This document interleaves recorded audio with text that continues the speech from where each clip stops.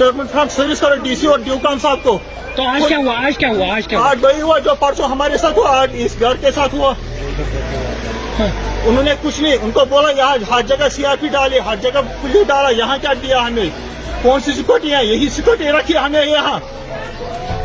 DC को बोला कौन सी सिक्योरिटी रखी है। तो आज का वाक़ा जो है घर में हुआ कि बाग में हुआ है? जहाँ भी हुआ उन्होंने क्या किया, पहले हमारे घर में हुआ, अगर अब हमारा क्या किया वहाँ DC का साहब? मेरे लेते था जिसको जिधर नहीं आना था वो तो सावा लगता है जी वो से है जो सक्सेस कर दी है वो जी जी। वो पुलिस बर्दाश्त है।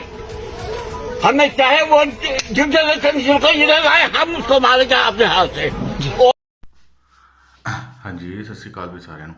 दिस इज शेरपुत हाजिर हम अपने नए वीडियो नाल। कल कश्मीर में एक कश्मीरी पंडित को मार दिया आतंकवादियों ने, जिसका नाम था सुनील भट्ट।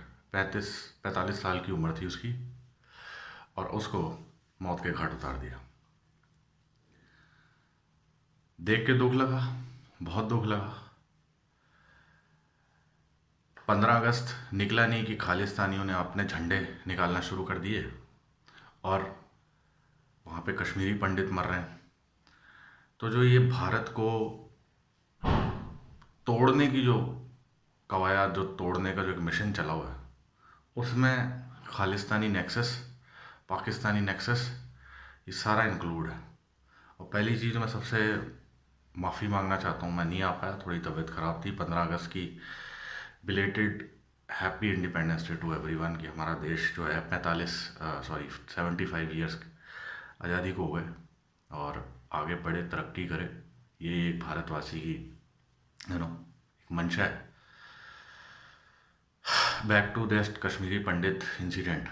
1990 के अंदर कश्मीरी पंडितों को निकाल के उनके घरों से मारा गया, उनकी लड़कियों के साथ, उनकी औरतों के साथ रेप हुए। और ये सभी जानते हैं कि ये सब 1990s में आतंकवादी ने किया था, जिस पे एक मूवी भी आई, कश्मीर फाइल। कल की इंसिडेंट शोपियां में हुई।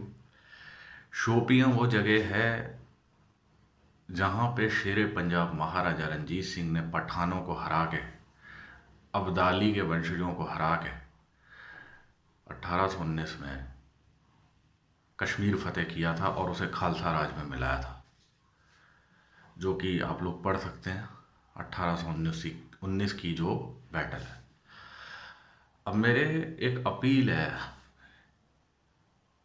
कश्मीर में रहने वाले सिखों से कि जब भी कोई ऐसी वारदात होती है, मैंने कभी इतना नहीं सुना कि कोई कश्मीरी सिख आके अपने हिंदू भाइयों के साथ खड़ा हो या उनके साथ बैठ के वो कोई जवाब दे, हाँ भाई ये गलत है। आप लोग क्या करते हैं? गुरु महाराज ने खालसा साजा, ये क्या कोई डरने या कोई घर में बैठने के लिए सजाया था, चूड़ियाँ पहनने के लिए सजाया था? आप लोगों में इतनी गैरत नहीं है कि आप ऑलरेडी वहाँ से इतना बड़ा एक्सोडस सन 90 में हुआ था और अभी कई कई ऐसी चीज़ें चल रही हैं। नुपुर शर्मा भी चला, दुनिया भर के स्यापे चले, ठीक है, जिसमें कन्हैया लाल की गर्दन काट दी, ये पूरा नेक्सस चला हुआ है। तो मैं चाहता हूँ कि आज एक ऐसा समय आ गया है कि हमें इस भारत की संस्कृति के जो नेटिव हैं उन्हें बचाने की ज़रूरत है। और हाँ, जो काले लोग हैं, काली करतूतें कर रहे हैं, उनको पहचानने की ज़रूरत है, जिसमें कहने की ज़रूरत नहीं है। अब सारे एक हो जाओ, क्योंकि जो नेक्सस है, कभी कश्मीरी पंडित को मारा जा रहा, कभी कुछ हो रहा, कभी कुछ हो रहा, ठीक है जी।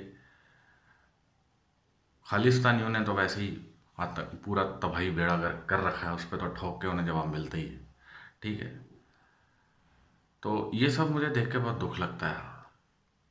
भारत को 75 साल हो गए आज़ादी के, और मैं चाहता हूँ कि जम्मू कश्मीर के जो सिख हैं वो इस पर आवाज़ उठाएं और वहाँ पे रहने वाले कश्मीरी पंडितों का साथ दें कि ताकि कोई आतंकवादी कोई उनको परेशान ना कर सके, और कवर उनको दें, उनकी बहू बेटियों को इनके साथ ज़्यादती ना कर सके।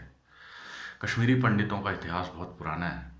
कश्मीरी पंडित हमारे 9वें गुरु श्री गुरु तेग बहादुर जी महाराज जी के पास आए थे, उस समय भी औरंगजेब से उन्होंने चांदनी चौक में जाके अपना शीश दे के कश्मीरी पंडितों की जनेऊ की और उनकी रक्षा करी थी और पूरे भारतवर्ष की रक्षा करी थी।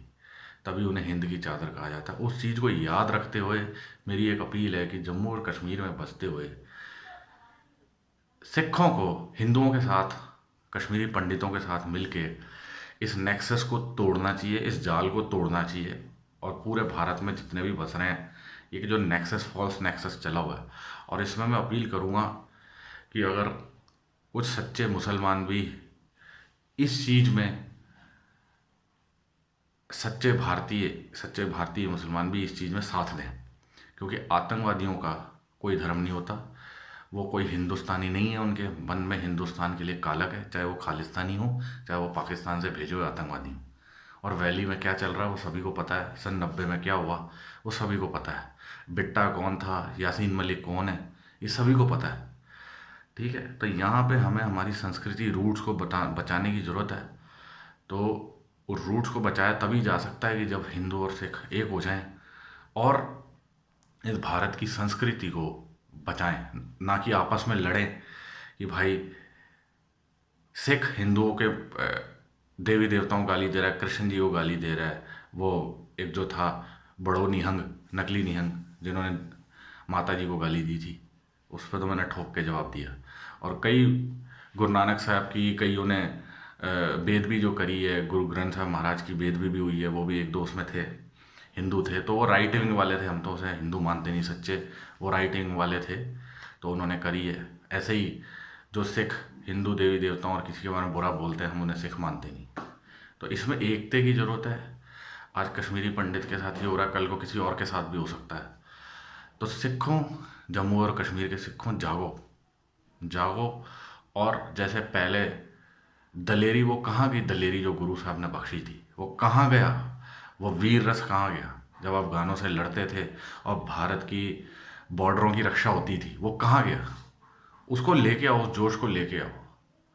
और जम्मू कश्मीर में मैं चाहता हूँ कि श्रीनगर क्या साला पीओके तक तिरंगा झूल जाए, गिलगित बल्तिस्तान में भी तिरंगा झूल जाए, और ये नापाकियों के इरादे नेस्तो नाबूद हों। जय हिंद, जय भारत दोस्तों, ये मेरा पैगाम जम्मू कश्मीर के सिख यूथ, सिख अवाम को।